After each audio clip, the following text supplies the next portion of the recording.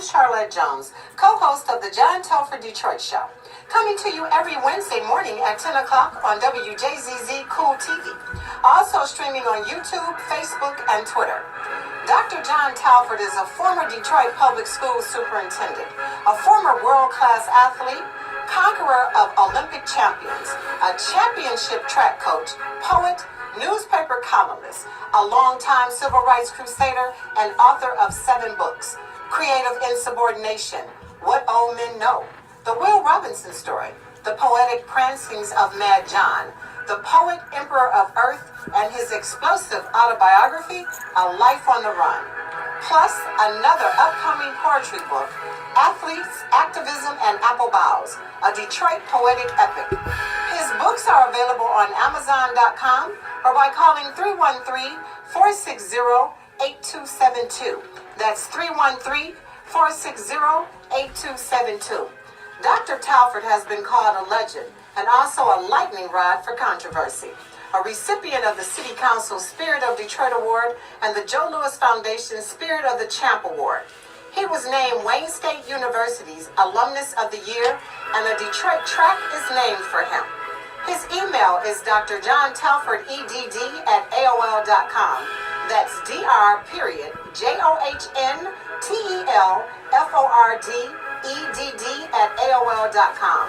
Dr. Telford also has a show on WCHB AM 1340 that airs on Saturdays at 9:30 in the morning and Mondays at 6:30 in the evening. That's on WCHB AM 1340, Saturdays at 9:30 a.m. and Mondays at 6:30 p.m. And now, without further ado, I present to you that old native Detroiter, the one and only Dr. John Telford. Thank you, Charjay, a.k.a. Charlotte Jones, author of A Ain't Always for Apple, A Ain't Always for Apple, an erotic adult alphabet book. A Ain't Always for Apple, an erotic adult alphabet book. My name is Detroit. I'm a blue-collar town. Blue salt melts my mid-March snow. Speedy cars and sprinters spring from me. I father fierce fighters and funky music. In a Motown moment, I can spit the blues right back in a bureaucrat's eye. Have you never seen blue salt? No complex chemistry here, only the old color of a new sky. And there's a new sky dawning on Detroit this morning because we have got Marcellus in the studio today. Marcellus, who is an author, a poet, a social activist, and a whole bunch of other good things. Welcome. So Marcellus, welcome to the John Telford Detroit Show on WJZZ Cool TV. Thank you. It's a pleasure to be here. And I've got some questions I want to ask you, but first I would like you to tell us a little bit about yourself. Well, I'm an author. I'm a visual artist.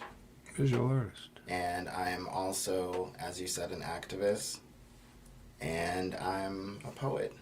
Okay, well. So explain a couple of those. Visual artists, and then what does that entail? And then you said activist. What's some of your, unless we're getting into that later, but what does that entail? Well, with the visual art, I actually make films, short films from my poems. And I just put them on YouTube, and it's just a way to kind of bring the stuff to life, you know? And I also do illustrations for my books and the artwork for my book covers. Oh, okay. Yep. Did you study art? No, I just grew up drawing, and then I was always into painting and artist, and I just kind of studied it on my own time and stuff. Yeah, I did too, you know. I never took an art class. I never majored in art, you know, but I used to sell my art back in the old days when I had a steadier hand. I don't know if you remember the Generous Critic in Grosse Pointe. Well, probably way before your. Oh, yeah, be way before your. He's 34 years old. But I used to sell my stuff there, and I don't do it anymore. That was many years ago. But anyway, this this show is a poetry show. It's always supposed to be a poetry show, so I probably should do a poem before I have you do a poem. I'm going to do this poem. I call this poem My Vision. And I think this poem is apropos to you because you are an activist and you teach people through your poetry and your fiction. I have a vision in my heart and in my spirit and my soul that all the children of Detroit will never have to pay the toll of poverty and ravaged mind or end up dead or on the dole, but will through education find their life-fulfilling future goal. And you know, I teach poetry at Frederick Douglass High School, but I'm really not teaching poetry. I'm teaching life. Right. And I go around to the high schools and read my poetry. But I'm really not teaching them my poetry either. I'm teaching life. And what I would like to have you do someday, Marcellus, if you have the time to do it, I would like you to come and share some of your poetry with my kids at Frederick Douglass. That would be great. Because I think you would be a real role model for them. And Lord knows they need some role models, man. I mean, I got ninth graders over there who have got some problems that a lot of people maybe in the suburbs can't even imagine. But they need to have role models like you to come and speak to them. So let Shar and me launch into some of these questions that we want to ask you. Well, also I want to know about his activism. What type of activism are you involved in? Well, really, it's based on reading and literacy. Right. I really feel like that's something that a lot of people kind of drop the ball on. Oh. And I feel like, especially today, a lot of people think it's all right to not read more or to even know how to read. And the difficulty levels have just dropped towards what people will accept as reading material. Right, and that's kind of why I wrote my book, because one point there are like 130 million adults in America that can't read or read at or below an 8th grade level. And if you don't get them like John's trying to do in the schools, then they turn into adults that can't read, and it creates a whole bunch of other issues. Exactly. So it's a problem, and it shouldn't be. Exactly. So. Yeah. I ran for the school board recently and lost because I couldn't spend the kind of money that the incumbent spent to get back in. There were 3 incumbents and a 4th person. They spent $1 million between them, $250,000 apiece. I just couldn't match that kind of expenditure. But we have got a real literacy problem in the Detroit Public Schools, and they've got a program at the elementary level that's not working. And now you got the incumbents coming back in for 4 more years of the program not working, unless I can get the governor to do something or some folks in Lansing to do something. I'm kind of hopeful that the new president of the school board, the Michigan school board, Pamela Pugh, just was named president, and she's a real literacy advocate. So I'm going to be appealing to her and to Governor Whitmer to see if we can fix some of these things. You know, I just 2 years ago this month I lost my wife Adrian to cancer, and she was a real advocate for literacy. She was a principal in Detroit, a middle school principal. And you know, talk about poems. I've got this poem here that I think I'm going to read because it's and then I'm going to have you read some of your poetry. But this poem is in the downtown Detroit Monitor, where I write the Poets Corner, and that's this is Adrian here. You know, I put this poem in the downtown Detroit Monitor, and I call it For Adrian, Aquatic Dreams of Scenes Unseen. She dreams in raptured reverie of rainbows, rain, and revelry, of scenes unseen and multi-hued, by bubbling brooklets never viewed. She roams rainforests new and green, and drifts down rivers blue and clean. She sees a white-capped tide arising beneath a bright and wide horizon. She sails on starlit cosmic seas in universal galaxies. And you know, I got a new poetry book coming out too. It's called Athletes, Activism, and Apple Boughs. When's it out, John? It was supposed to have been out last year. You know, they've been working on it since 2022. In fact, Adrian was still alive. You know, but I'm going to put this poem in that book for Adrian. Do you want to read one of your poems now?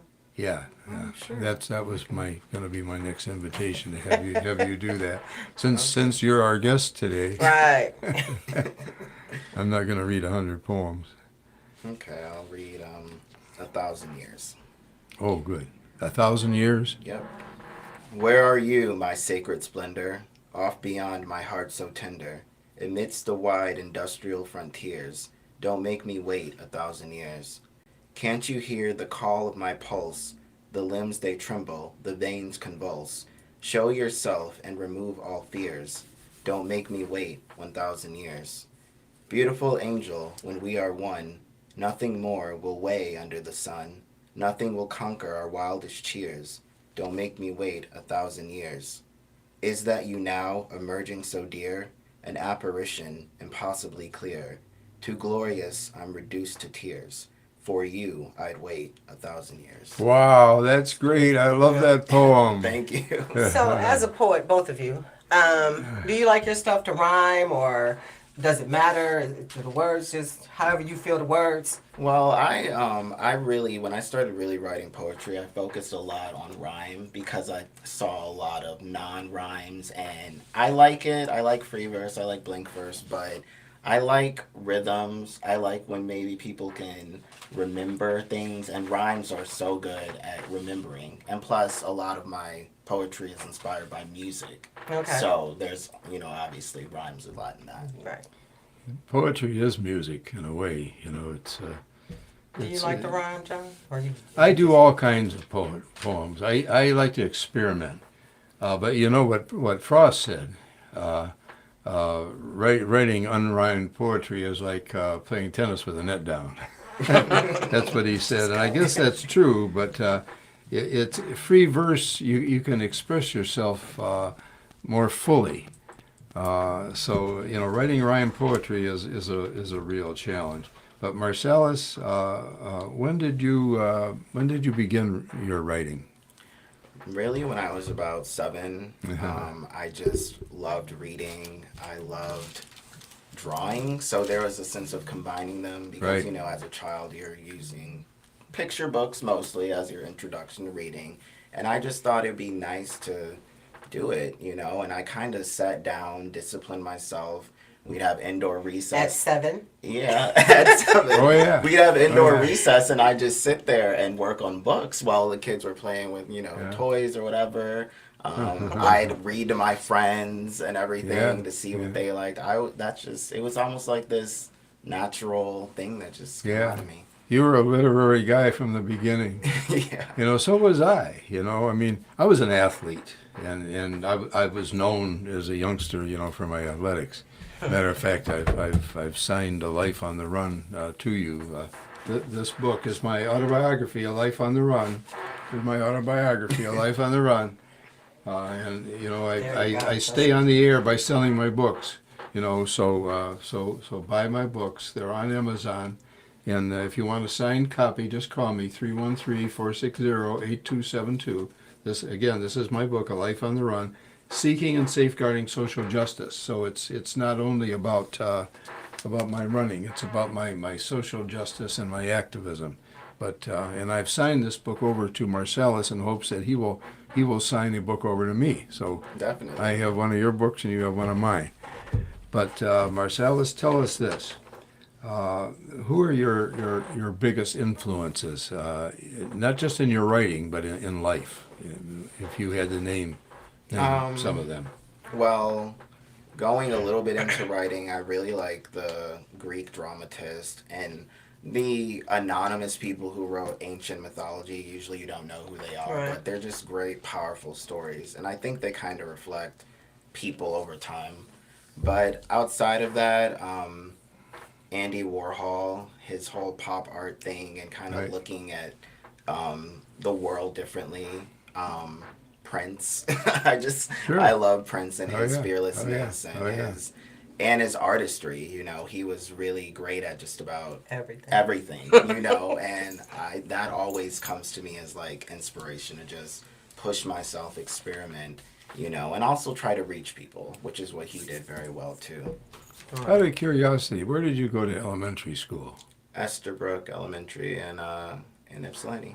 You know, I went to Esterbrook Elementary in Detroit, Wow. and I didn't know there was an Esterbrook Elementary in Ypsilanti. Yeah. I went to the old one that was built in 1870. You know, Wow. it's torn down now. I'm sure. It was on Limited McGraw. It used to have these sliding fire escapes, Wow. and we would do fire drills, slide down this fire escape. It was a lot of fun.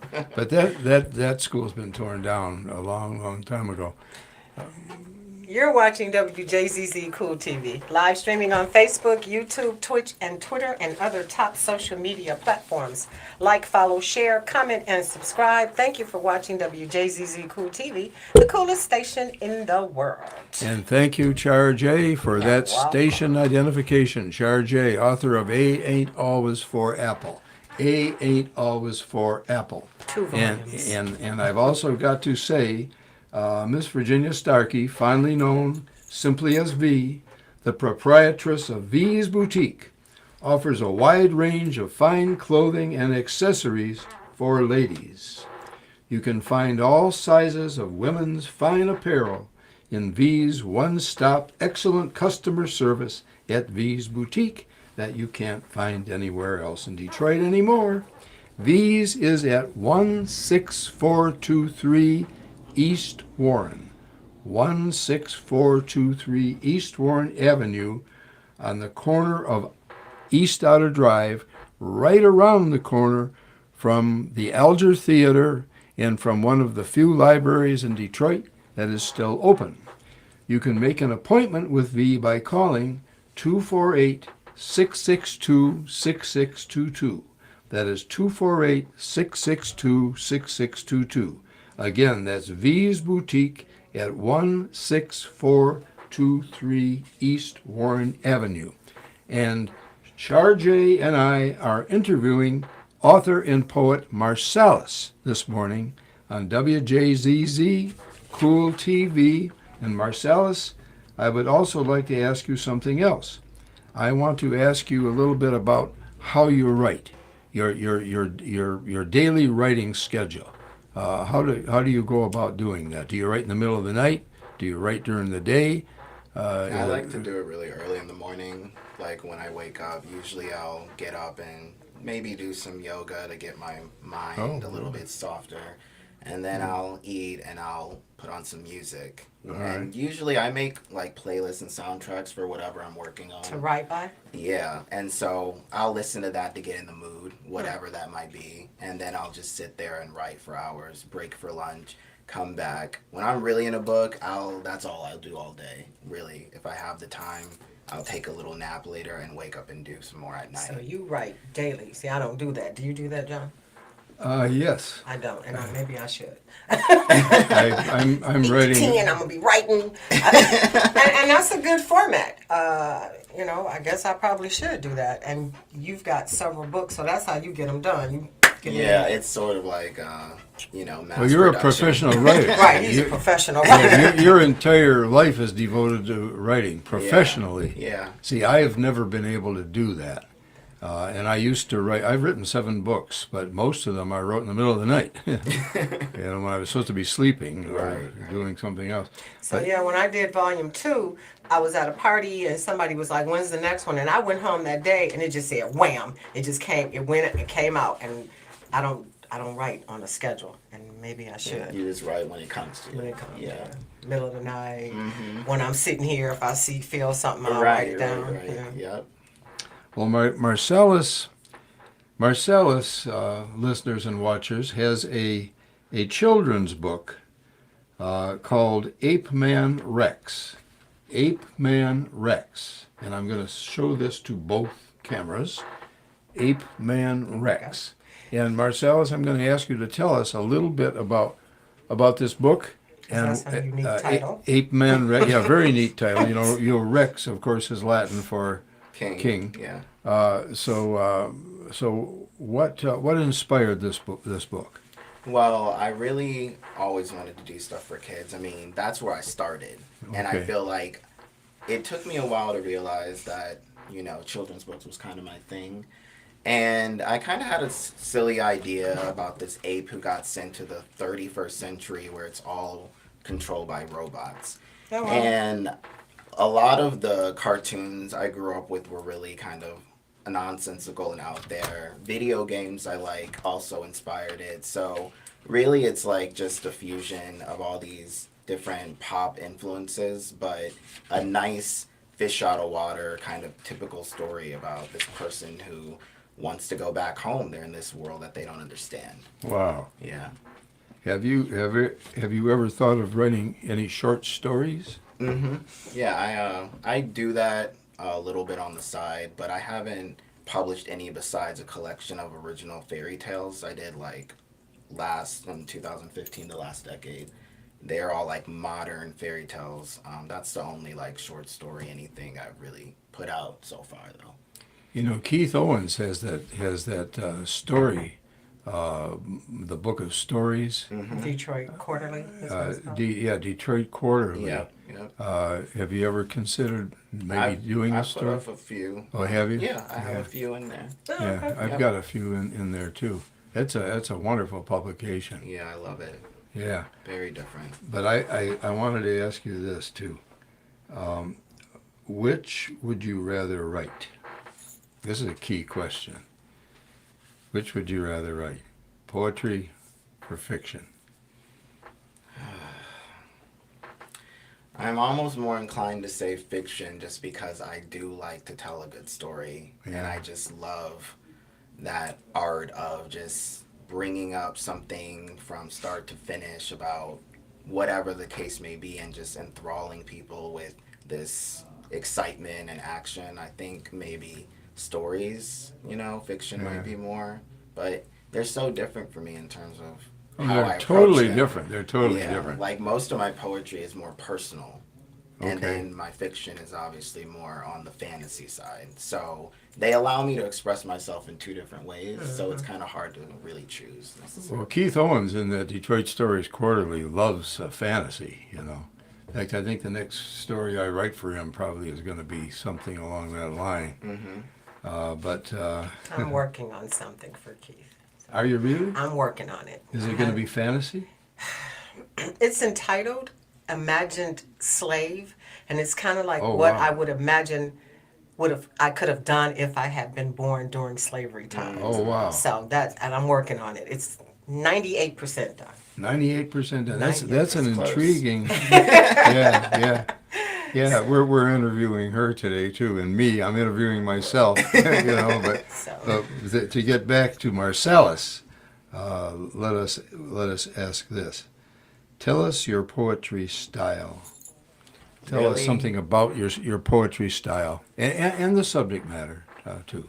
Okay. I really, like I said before, I'm really inspired by music. Like my second poetry collection was inspired by Motown and pop lyrics because those are sonnets about love and sex. And I was thinking, let me see that. Is this one right? It was this No, is one. this one? Yeah, and I just was inspired by those songs as like really good love letters and Valentines, and I thought, what if I wrote them in that kind of style, But my subject matter is really about growing up in the 21st century digital landscape.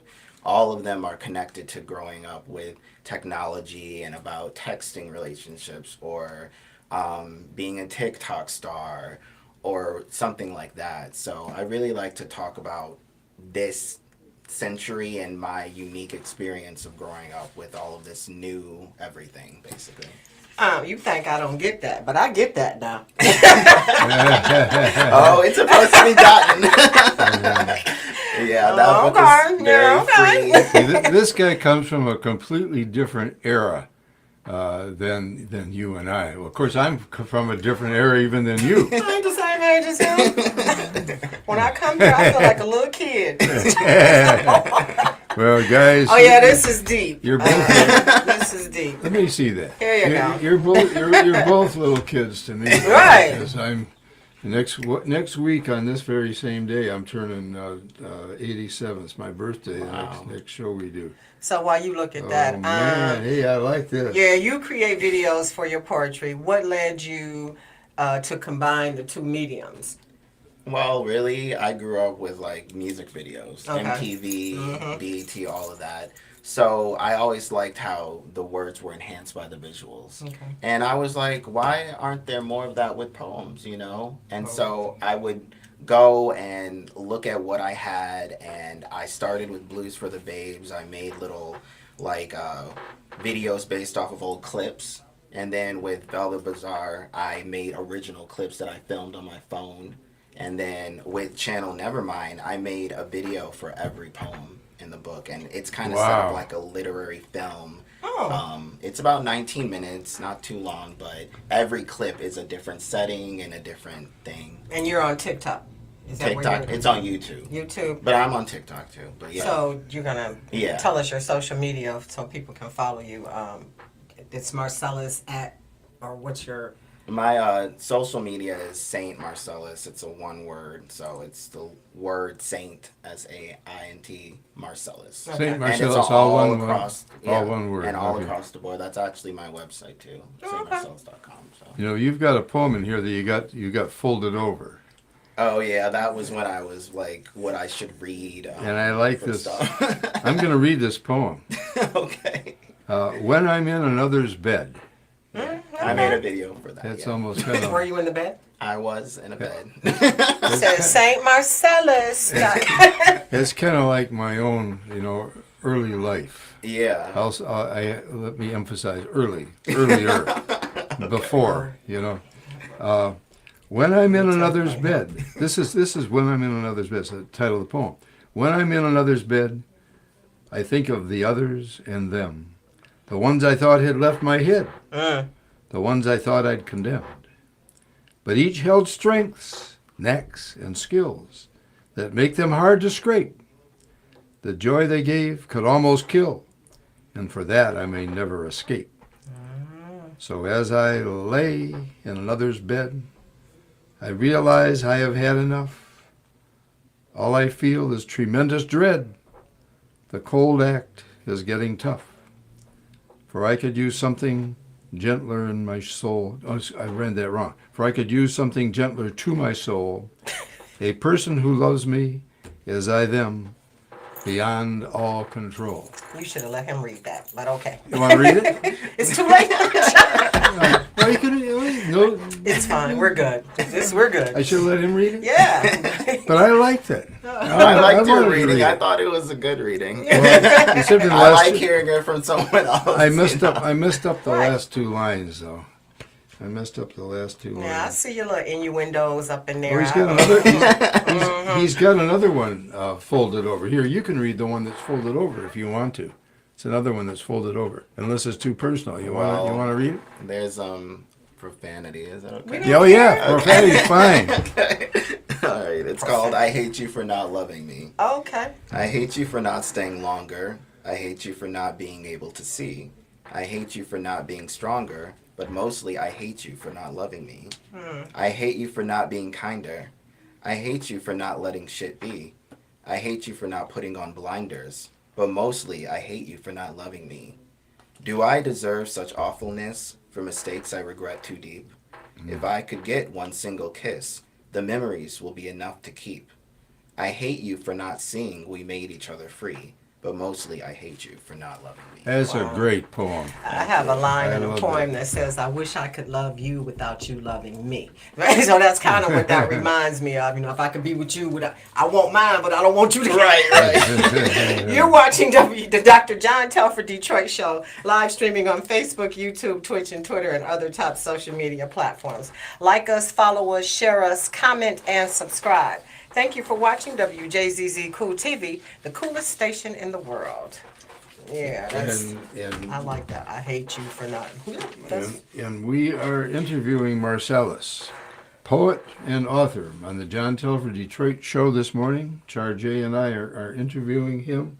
There was another poem I wanted to read, which I'm always losing, but I'll find it later, or I won't read it.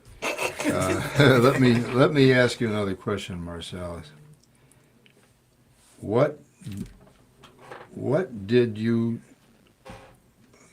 number 6? You see number 6 on there? number 7. Number 7? I asked number 6. Could you tell us about your latest work? Oh, yeah. Tell us about your latest work. See, listeners and watchers, Marcellus gave us. I always ask our guests to send us questions. I And never these follow them. And these are, I try to follow them. We kind of diverted ourselves a little Yeah, bit because today. I didn't want to know what I want to know. You say something and then it has follow-up questions. I But understand. this is your latest work, and we kind of touched on it a little bit. Yeah, but I'm actually going to put out 2 more books for it. It's going to be a trilogy. Oh, okay. Yeah. This is the first of a trilogy? That's the first book. That's what she's doing. You know, this is the first First of of a trilogy. That 3 is coming. A Ain't Always for Apple is the first of a trilogy. Right. Yeah, so the Yep. rest of the books will be just based on him still being in that world of robots and stuff, and it'll go deeper into how this came to be and everything. So it's gonna be, the next book is coming out in a couple months.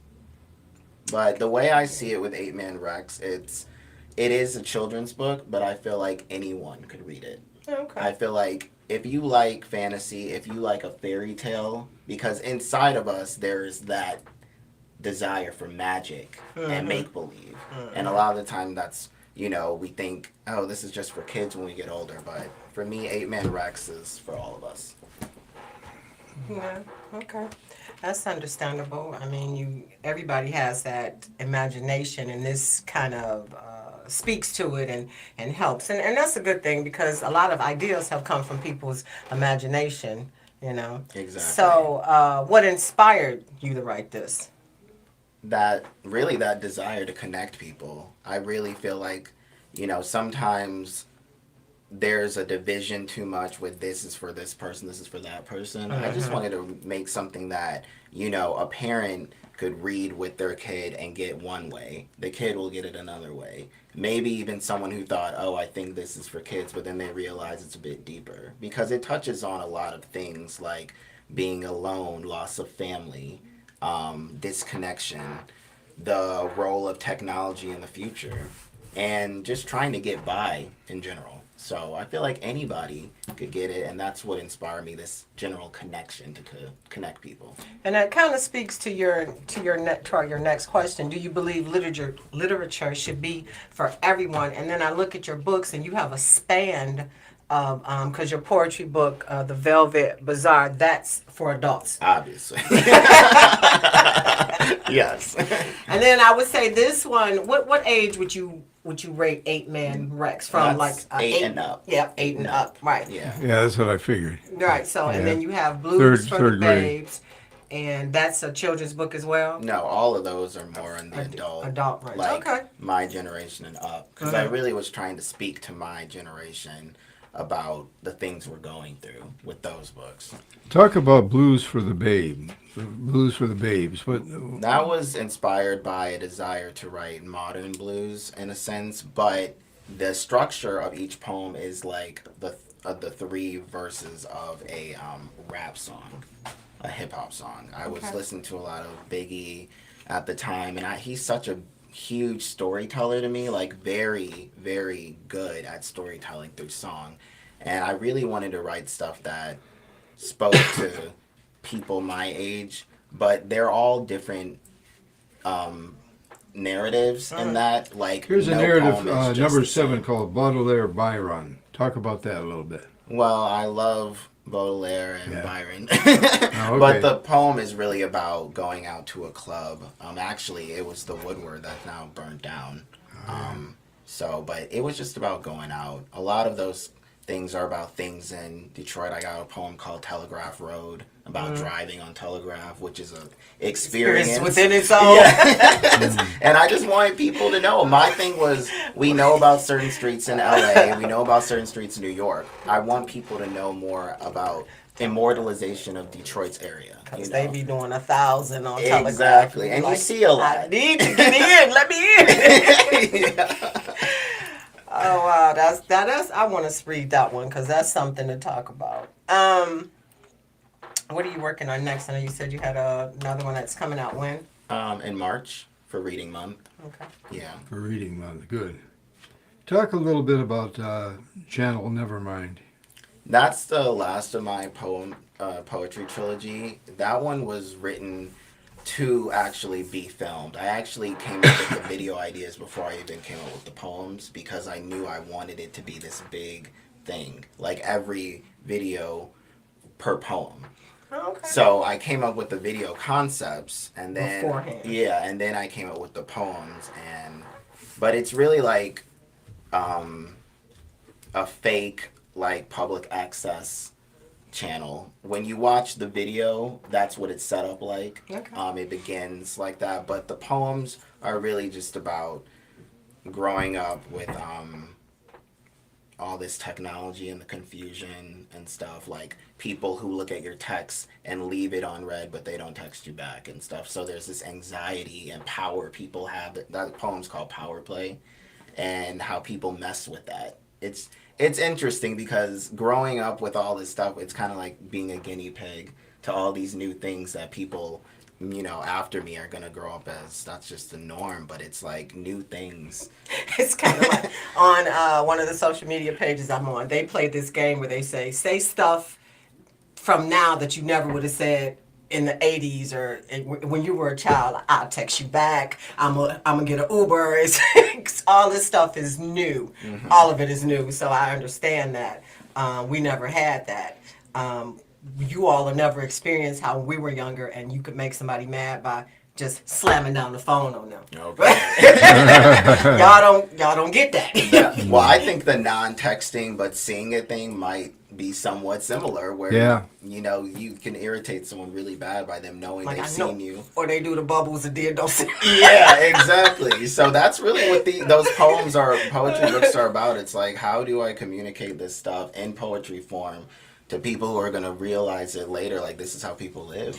So you do a lot of videos. Do you want to do film, or that's just your hookup, just video? I actually would like to do some film, some short stuff. I've been thinking about making a 5 to 10, maybe 15-minute thing, just something, a little short narrative, something obviously in the city. I want to do kind of a French New Wave Detroit thing with like a little story that captures the city in a different light. Yes. Because we were a French city, right? Supposedly. Exactly. I wonder if that's why I'm a Francophile, because I just kind of love all of that. Yeah, I am too.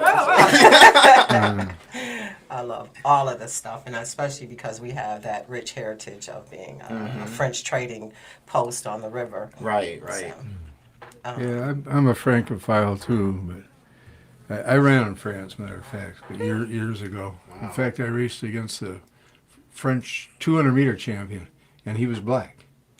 He was of Haitian, extraction. Haitians, the Kenyans, the Haitians, you're not going to beat them.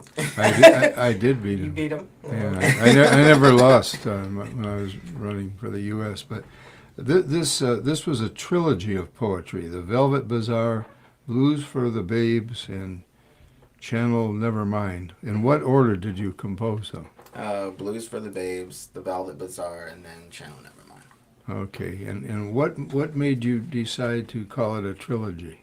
Well, honestly, when I first started, I did Blues for the Babes because 8 Man Rex came out a few months before the pandemic hit. I couldn't really promote it. Right. And so I was like, I might want to experiment. I don't do a lot of poetry. Let me see what I can do. Yeah. So that was just supposed to be a one-off book, but I loved the experience so much. I said, well, this thing is still going on with the pandemic. I'm not going out anytime soon. Let me compose some more poems. And then it just snowballed, really. Okay. So how do you decide to cut it off? You let's say you put 20 here, 20 there, or it just kind of worked out like that? I mean, you just kind of said, "Oh, this is in," and then said, "Oh no, I got another one." So you started another book. Yeah, Okay. I was thinking about different concepts. Like the first one is more like a panoramic, different perspective sort of poetry book, and the second one is about love and sex and stuff. So that was the theme of all of them. Oh, okay. And then with Channel Nevermind, it's just more about coming out from that, emerging into what this world is today and where we are in terms of kind of like etiquette and mannerisms, but in a poetry kind of style. Where did you go to high school? Ypsilanti High School. Ypsilanti High School. And And Ypsilanti High School. you still live there now? No, I live in Redford. Oh, okay. Where'd you get your degree? U of M. Two of them? Mm-hmm. Ypsilanti, when you were in high school, did you do anything artistic or I wrote just on my own. I wasn't Yeah. really like involved. We didn't have a lot of that. I was always kind of just writing on my own. I was never joining There was clubs no or poetry stuff. club or anything. No, I just did it, but it pissed my teachers off because I was always doing it in class and stuff. And, they'd want me to pay attention, but That's how I do. Yeah, you sound like you were a little bit too much for them. I was the same. I was the same, believe me. I used to play hooky in high school, and I used to go down the street to the McGregor Library, or I'd take the streetcar to the main library. Ever hear of a kid skipping school to go to the library? But that's what I did. And I would pour through the stacks of books. And I had been inspired by one book I had read, The Three Musketeers. That was Alexander Dumas, who, by the way, was a black man. Yes. Partially black. His father was a marshal of France for Napoleon, and he was Haitian. Mm-hmm. A lot of people don't know that. Yeah. But so once I had read The Three Musketeers, I wanted to read a sequel. The sequel was 20 years after. And then there were books that shot off from that. There was Louise de la Valliere. There was the Vicomte de Bragelonne. And here I am, 15 years old, 14 years old, skipping school to pore over these books. So I was an athlete. I was known for my athletics, but that isn't really what I was. That was my body. My heart and my mind were in books. Mm-hmm. And that's what I'm trying to do with the kids now, desperately. They haven't been taught to read. We've got to get this literacy program back cooking. But again, Marcellus, I've got questions that you have. Number 11. We're on number 11? Mm-hmm. Okay. Oh, this is a good one. What's your advice for aspiring writers?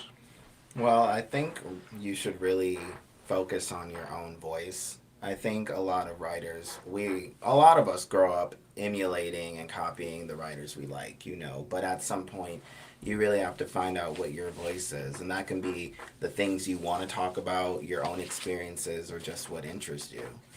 I also think that don't listen to too many people about, not doing it, or you can't do it, or this isn't going to make you anything, or you're just going to have to be, fending for yourself or whatever, because regardless, it's about love, it's about passion, it's about your desire to be a writer. So if that's what you have inside, you can't let anybody get in your way, because people will come for you at any angle, whether family, friends, or whomever, to kind of inform you this is what you should be doing. But if you feel it inside, deep inside, you got to listen to that voice telling you to keep going. What's your advice, John, to aspiring writers? He just said it. Oh, okay. It has to be from your soul. It has to be what you really feel strongly about.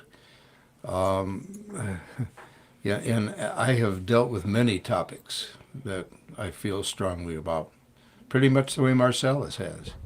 What have you done for civil rights in terms of your writing, for example? I did a lot of that, but what have you done, or what are you going to do, or what do you think you would like to do? Well, I would like to do stuff with literacy programs, I would actually like to go to schools and talk to kids. I do think Well, I got one school you can come to. I do Believe me. think a lot of kids grow up without uh, a visual of what a writer could be, especially someone that might be closer to their age, and might show them it doesn't have to just be something that, their teacher does or whatever, but something that can be cool or interesting.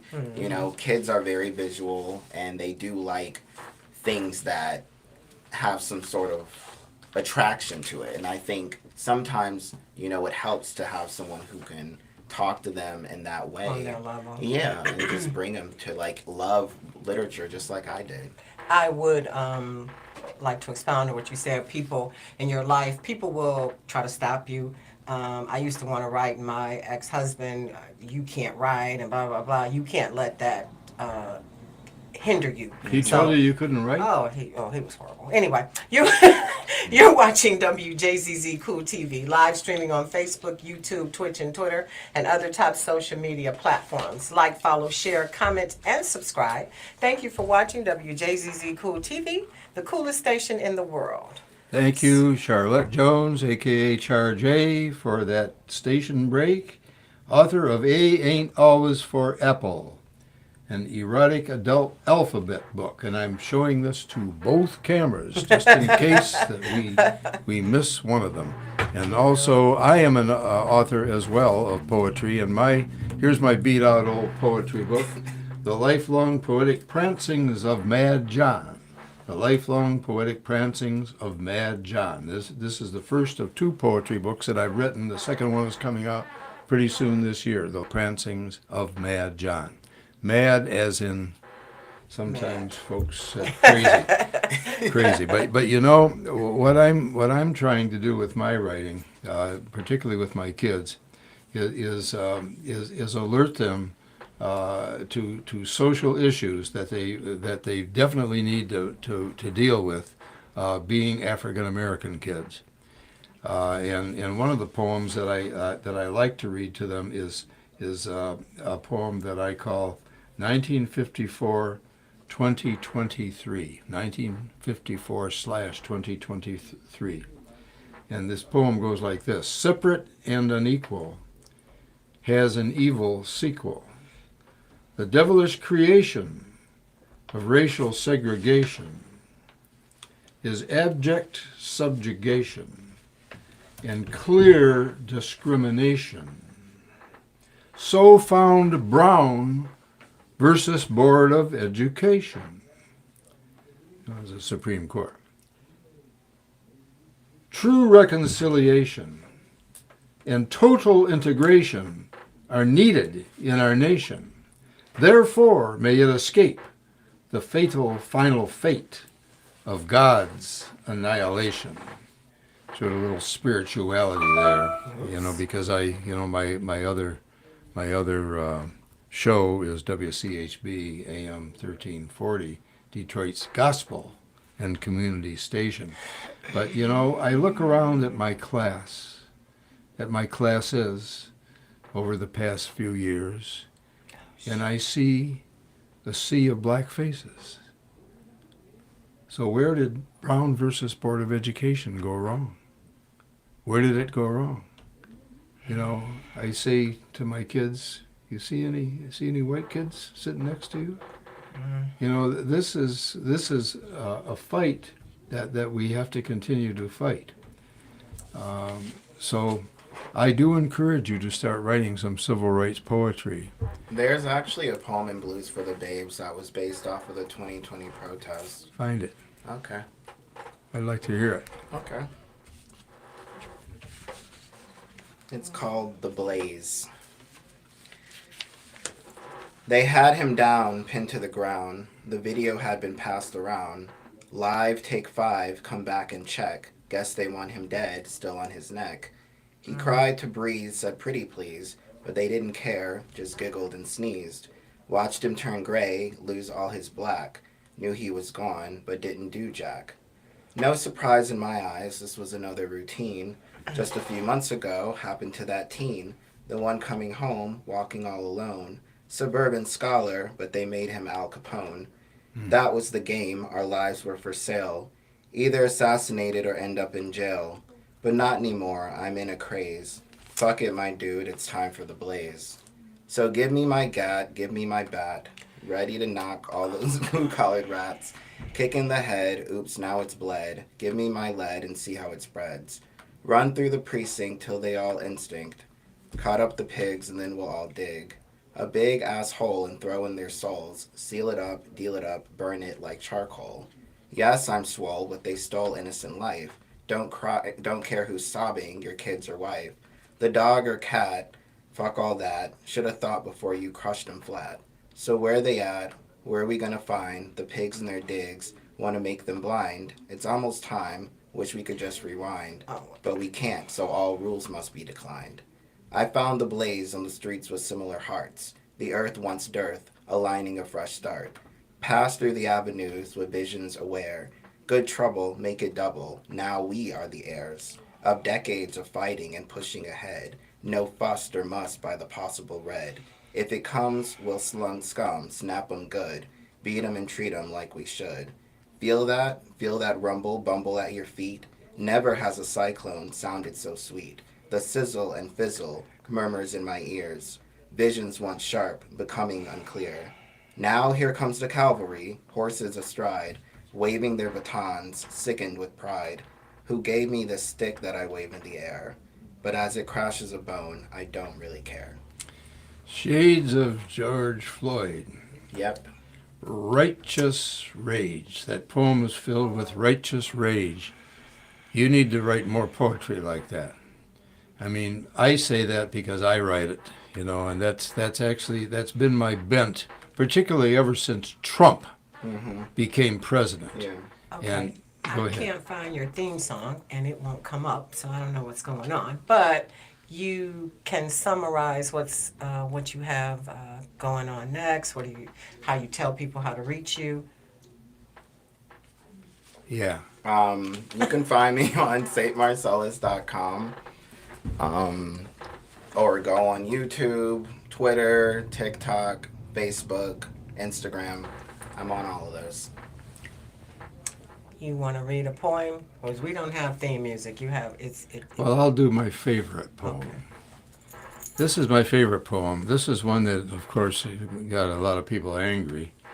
It's called Uncivil Warfare, and I wrote it on the 6th of January, 2021, and we all remember what day that was. And the subtitle is The Turd That Hasn't Flushed.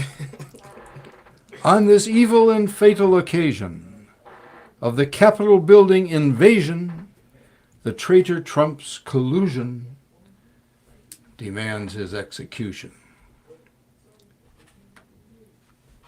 God yet hasn't pushed the lever on the traitor Trump forever.